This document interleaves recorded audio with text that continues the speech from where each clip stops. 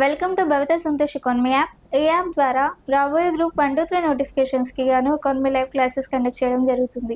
ఎవరైతే ఎకానమీలో top score సాధించాలి అనుకుంటున్నారో ఖచ్చితంగా భవిత సంతోష్ ఎకానమీ యాప్ని పర్చేస్ చేసేయండి. అలాగే ఛానల్ని సబ్స్క్రైబ్ చేసుకోండి.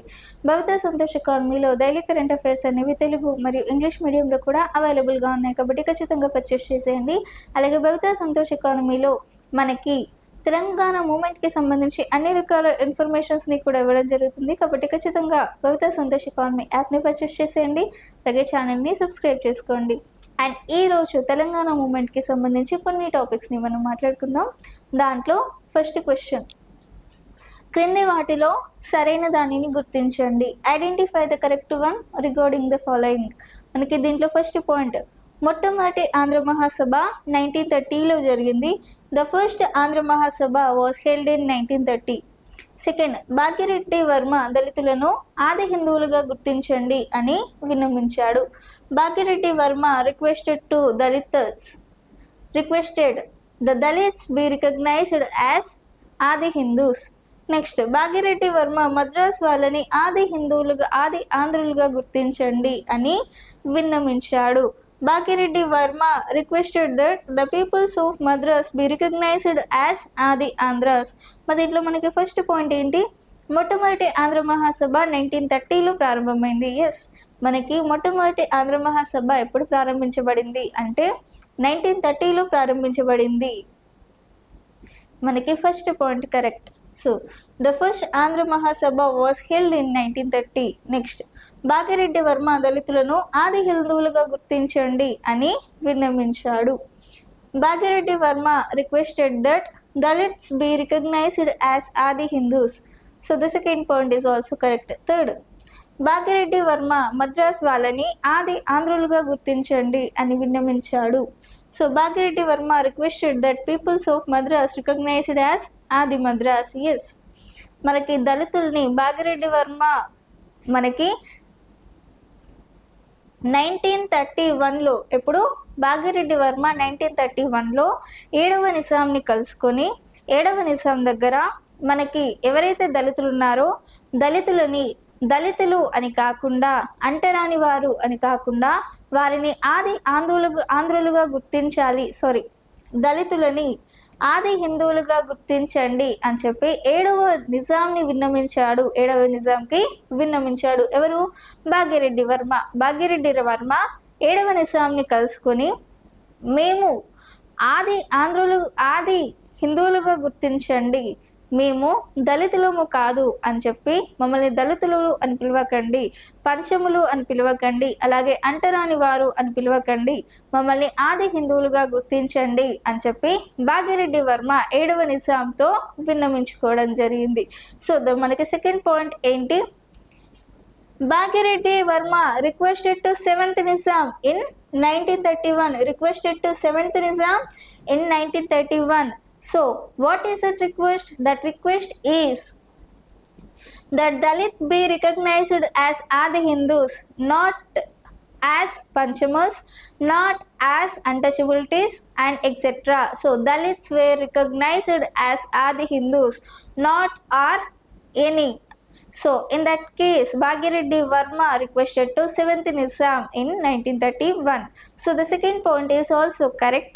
నెక్స్ట్, థర్డ్, భాగ్యరెడ్డి వర్మ మద్రాస్ వాళ్ళని ఆది ఆంధ్రులుగా గుర్తించండి అని విన్నవించాడు. Bhagyareddy Varma requested that peoples of Madras be recognized as Adi Andhras. So మనకి థర్డ్ పాయింట్ ఏంటి అంటే, భాగ్యరెడ్డి వర్మ తమిళనాడుకి వెళ్ళి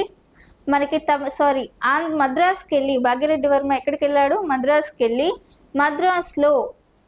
మద్రాస్ వాళ్ళని పంచములు అని కాకుండా వారిని ఆది ఆంధ్రులుగా గుర్తించండి అని చెప్పి విన్నవించడం జరిగింది. అంటే అక్కడి ప్రభుత్వంతో మాట్లాడి వారిని పంచములు అనకండి, వారిని ఆది ఆంధ్రులుగా గుర్తించండి అని చెప్పి భాగ్యరెడ్డి వర్మ విన్నవించుకోవడం జరిగింది. సో భాగ్యరెడ్డి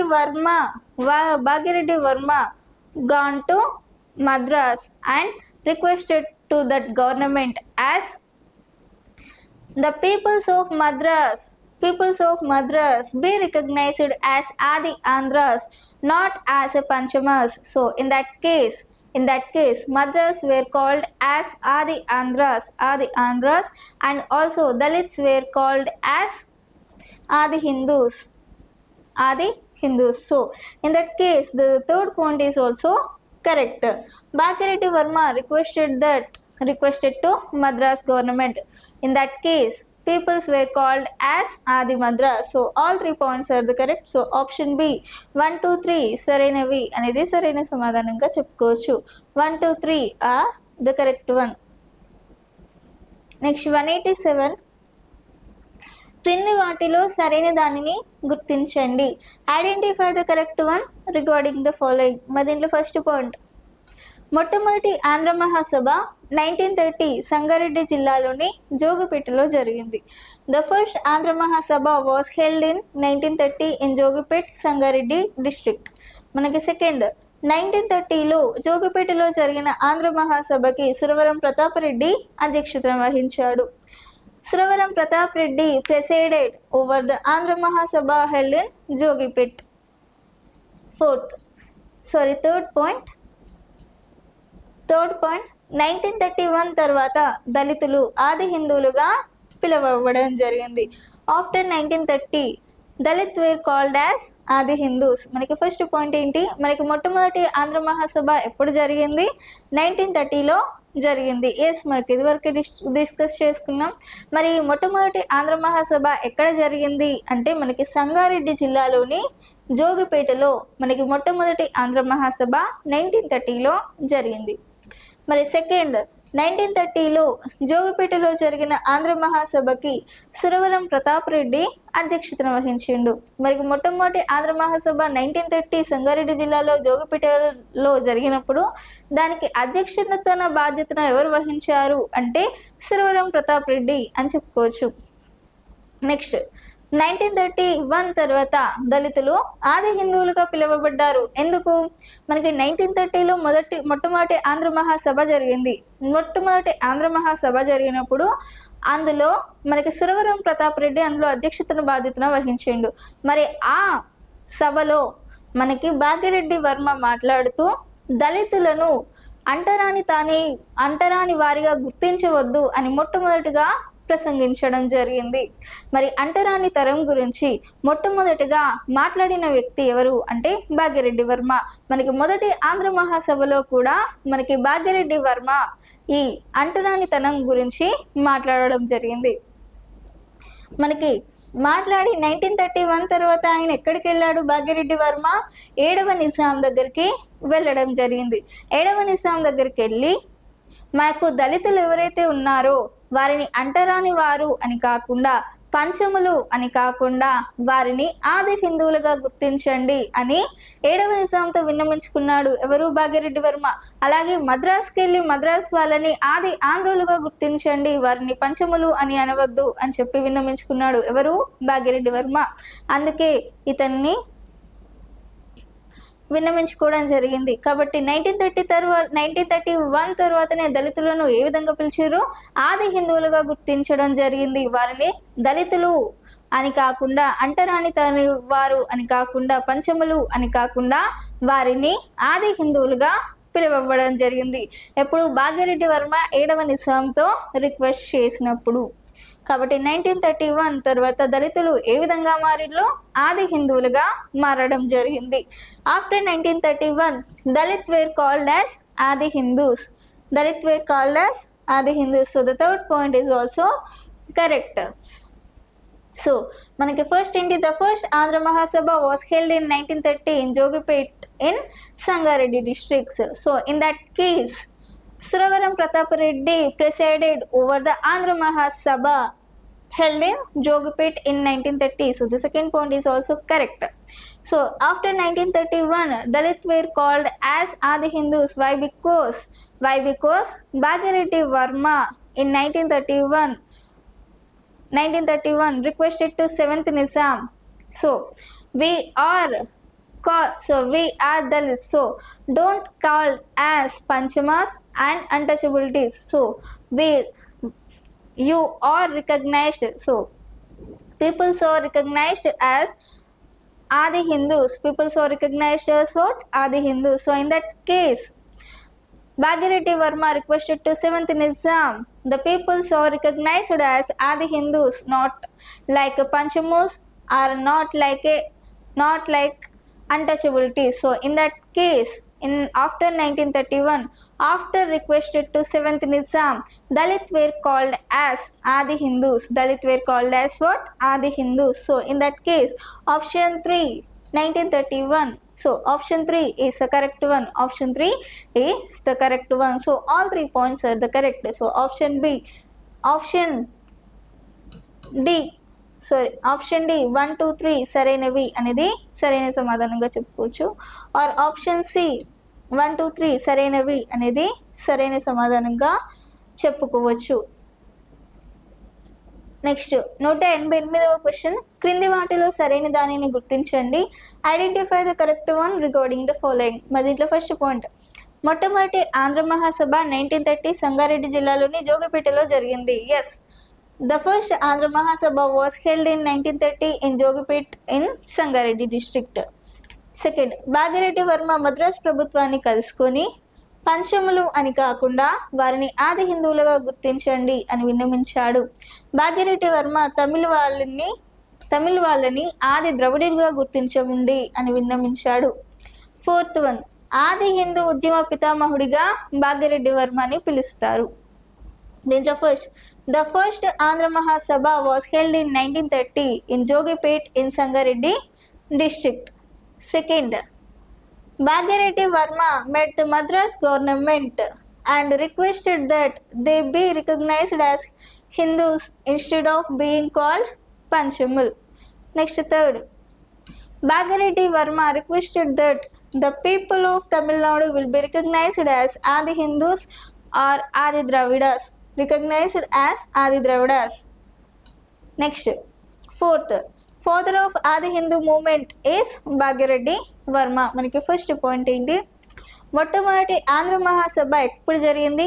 1930 సంగారెడ్డి జిల్లాలోని జోగిపేటలో జరిగింది. The first Andhra Mahasabha was held in 1930 in Jogipeta in Sangareddy district. Yes, first point అనేది కరెక్ట్. మనకి మొట్టమొదటి ఆంధ్ర మహాసభ 1930లో జరిగింది. భాగీరథి వర్మ మద్రాస్ ప్రభుత్వాన్ని కలుసుకొని మద్రాస్ ప్రజలు ఎవరైతే ఉన్నారో వారిని పంచములు అని కాకుండా ఆది ఆంధ్రులుగా గుర్తించమని విన్నవించాడు. ఎస్. నెక్స్ట్, భాగీరథి వర్మ తమిళనాడు వాళ్ళని కలుసుకొని తమిళనాడు వాళ్ళని పంచములు ఇంకా అంటరాని వారు అని కాకుండా వారిని ఆది ద్రవిడులుగా గుర్తించండి అని విన్నవించుకున్నాడు.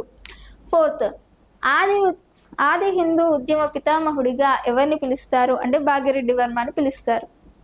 ఎందుకంటే తెలంగాణలోని ప్రజలని ఆది హిందువులుగా గుర్తించండి అని 7th నిజాంకి విన్నవించుకున్నాడు. అలాగే మద్రాస్ ప్రజలని ఆది ఆంధ్రులుగా గుర్తించండి అని మద్రాస్ ప్రభుత్వానికి విన్నవించుకున్నాడు. అలాగే తమిళనాడు ప్రభుత్వానికి తమిళనాడు వాళ్ళని పంచములు అని కాకుండా వారిని ఆది ద్రవిడులుగా గుర్తించండి అని చెప్పి తమిళనాడు వాళ్ళని విన్నవించుకోవడం జరిగింది. కాబట్టి ఇన్ని రకాలుగా కృషి చేసినందుకు గాను ఈయనకి ఆది హిందూ ఉద్యమ పితామహుడిగా పిలుస్తారు. ఆది హిందూ ఉద్యమ పితామహుడు ఎవరు అంటే భాగీరథి వర్మ. సో మనకి ఫోర్త్ పాయింట్ కూడా correct. Second, Bhagirathi Varma met the Madras government and requested to the government as so the peoples of Panchamuls in Madras state they will be recognized as Adi Andhras, not like a Panchamuls and untouchabilities. So the second point is also correct. Next, third, Bhagirathi Varma met the Tamil Nadu government and requested to Tamil Nadu government. So the peoples of Tamil Nadu will be recognized as Adi Dravidas, not as a Panchamuls and untouchabilities. So in that case, the third point is also correct. So father of Adi Hindu movement is Bhagirathi Varma because he played a major role to eradicate untouchability in Telangana in Madras and Tamil Nadu and etc. In that case, he was named as father of Adi Hindu movement. So all 4 points అనేవి correct. Option D 1 2 3 4 అనేవి సరైన సమాధానంగా చెప్పుకోవచ్చు. Next 189వ question, క్రింది వాటిలో సరైన దానిని గుర్తించండి. Identify the correct one regarding the following. మనకి ఫస్ట్ పాయింట్, భాగ్యరెడ్డి వర్మ సమాజంలో ప్రజలను చైతన్యవంతులను చేయడానికి సభలు, సమావేశాలు, సంస్థలు నిర్వహించారు. సెకండ్, భాగ్యరెడ్డి వర్మ స్థాపించిన సంస్థ ఆది హిందూ సోషల్ వెల్ఫేర్. మనకి 3, మొదటి ఆంధ్ర మహాసభ 1944లో జరిగింది.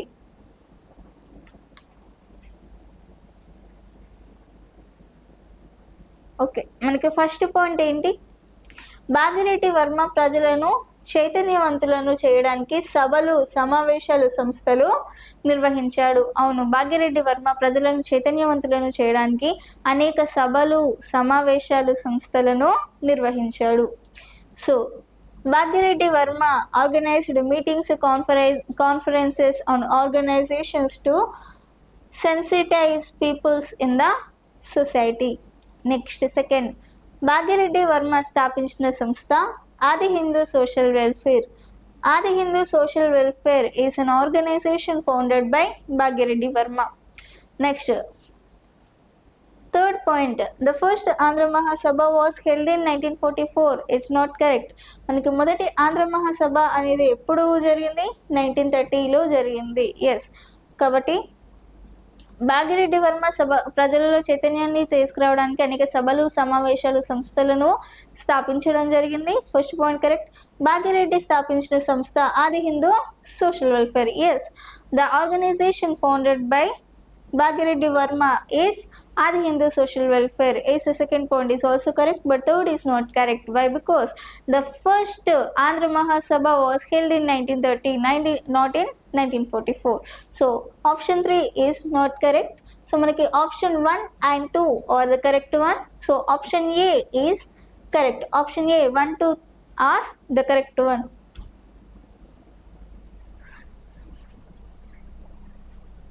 Next 190 question. క్రింది వాటిలో బాఘేలాకి సంబంధించి సరైన దానిని గుర్తించండి. Identify the correct one regarding బాఘేలా.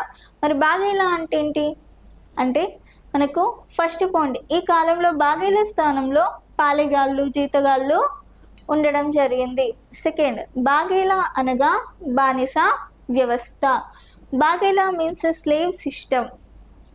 Next 3, దొర దగ్గర కొంత మొత్తాన్ని అప్పుగా తీసుకొని దానికి అసలు వడ్డీ కట్టకపోతే, లేదంటే వడ్డీ కట్టి అసలు చెల్లించకపోతే ఆ కుటుంబంలోని ఒక వ్యక్తిని బానిసగా మారుస్తారు. A certain amount of money is borrowed from a dora and the principal and interest are not paid, or if it is interest is not paid and principal is not paid, so one of the member of the family is turned into slave. ఇంకా first point ఏంటి అంటే బాఘేలా అంటే ఏంటి అంటే బానిస వ్యవస్థ. బానిస అంటే మనకి ఎప్పుడైనా ఒకరి దగ్గర నుంచి కొంత అప్పు తీసుకొని అప్పు కట్టి వడ్డీ కట్టించకపోయినా, లేదంటే వడ్డీ కట్టి అసలు కట్టకపోయినా, లేకపోతే వడ్డీ అసలు 2 కట్టకపోతే ఆ కుటుంబంలోని ఒక వ్యక్తిని వారింట్లలో బానిసలుగా మారుస్తారు. దాన్ని బాఘేలా అని చెప్తాం. మరి ఈ కాలంలో కూడా అలాంటి వ్యవస్థ అనేది ఉంది. అంటే ఎవరైనా అప్పు తీసుకొని మరీ తిరిగి చెల్లించకపోతే ఆ కుటుంబంలోని ఒక వ్యక్తిని వారి ఇళ్లలో పనికి మార్చుకోవడం జరుగుతుంది. అలాగే వాళ్ళ ఇంట్లో పని మనిషిగా మార్చుకోవడం జరుగుతుంది. ఆంధ్రాలో అయితే పాలెగాళ్ళు అంటారు, పాలేర్లు, జీతగాళ్ళు అని చెప్పుకోవచ్చు. ఇప్పటికీ కూడా ఈ వ్యవస్థ ఉంది మనకి. ఆంధ్రాలో అయితే లేని వాళ్ళు ఏం చేస్తారు అంటే ఇక వడ్డీ అసలు కట్టలేనప్పుడు వాళ్ళ ఇంట్లోని వ్యక్తిని పాలెగాళ్ళ లెక్కనో, జీతగాళ్ళ లెక్కనో, వాళ్ళకి బానిసల్లాగానో మార్చుకొని అక్కడనే వాళ్ళకి సేవలు చేసుకుంటూ ఉండడం జరుగుతుంది. ఈ వ్యవస్థ ఇప్పటికీ కొనసాగుతుంది. బాఘేలా అంటే ఏంటి? బానిస వ్యవస్థ. సో మనకేంటి, during this period the Baghela were replaced by salary men. The meaning of Baghela is slave system. Next, దొర దగ్గర కొంత మొత్తాన్ని అప్పుగా తీసుకొని దానికి అసలు వడ్డీ కట్టకపోతే, లేకపోతే అసలు కట్టి వడ్డీ కట్టకపోతే, లేదంటే వడ్డీ కట్టి అసలు కట్టకపోతే ఆ కుటుంబంలో ఎవరైతే ఉంటారో ఆ కుటుంబంలో ఒకరిని దొర ఇళ్లలో బానిసలుగా మారుస్తారు. దీన్ని బాగేలా వ్యవస్థ అంటారు. Yes, if a certain amount of money is borrowed from a dora and principal and interest are not paid, or if the interest is not paid and principal is not paid, one of the member of the family is turned into slave to dora. So this is called bagela. Yes, all 3 points are the correct. So option C 1, 2, 3 సరైనవి అనేది సరైన సమాధానంగా చెప్పుకోవచ్చు. And ఇది ఈరోజు తెలంగాణ మూమెంట్కి సంబంధించి. మీకు ఇలాంటి టాపిక్స్ ఇంకా కావాలి అనుకుంటే ఖచ్చితంగా భవిత సంతోష్ కాల్మీ యాప్ని పర్చేస్ చేసేయండి. అలాగే ఛానల్ని సబ్స్క్రైబ్ చేసుకోండి. Thank you.